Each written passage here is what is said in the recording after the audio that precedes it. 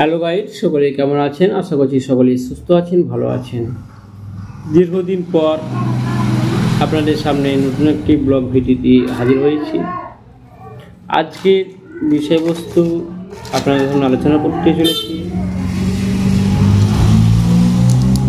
সেটি হচ্ছে সিফ্রান সিটি। আমরা আলোচনা করব এই সিফ্রান সিটি ট্যাবলেটটির কম্পোজিশন, এই ট্যাবলেটটির বেনিফিট বা ব্যবহার বা উপকারিতা, এই ট্যাবলেটটি খেলে কোন কোন সাইড এফেক্ট বা পার্শ্ব প্রতিক্রিয়া রয়েছে, আর এমবিবিএস ডক্টরবাবুরা কোন কোন ক্ষেত্রে এটি প্রেসক্রিপশন করে থাকে, এই সম্পর্কে একটু বিস্তারিত আলোচনা করব। তাই আপনারা প্রথম থেকে শেষ পর্যন্ত মনোযোগ সহকারে দেখবেন ও শুনবেন।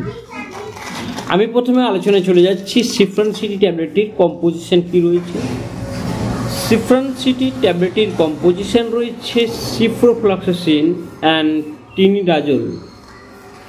তাহলে এই সিফ্রান সিটি ট্যাবলেটের মধ্যে সিপ্রোফ্লক্সাসিন কত এমজি মেশানো রয়েছে এবং টিনিডাজোল কত এমজি মেশানো রয়েছে সে সম্পর্কে আলোচনা করে নিচ্ছি। এই সিফ্রান সিটি ট্যাবলেটের মধ্যে সিপ্রোফ্লক্সাসিন মেশানো রয়েছে 500 এমজি এবং টিনিডাজোল মেশানো রয়েছে 600 এমজি। এবার আমরা আলোচনা করব এই ট্যাবলেটটির প্রাইস বা বাজার মূল্য বর্তমানে রয়েছে 170 টাকা।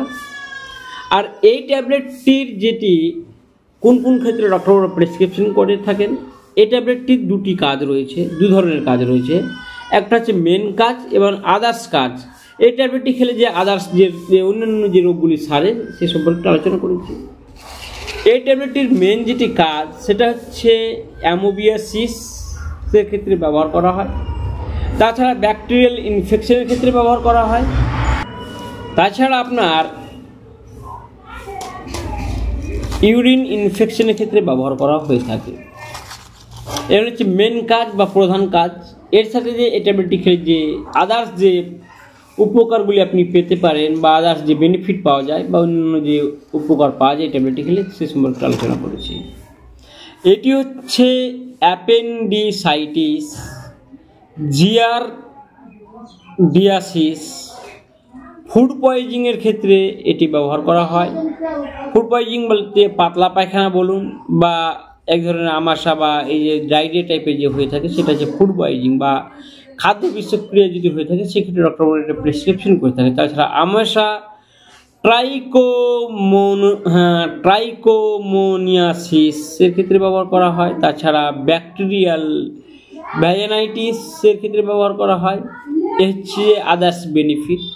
তাছাড়া এই ট্যাবলেটটি খেলে কোন কোন সাইড এফেক্ট বা পার্শ্ব প্রতিক্রিয়া লক্ষ্য করা যায় সে সম্পর্কে আলোচনা করছি।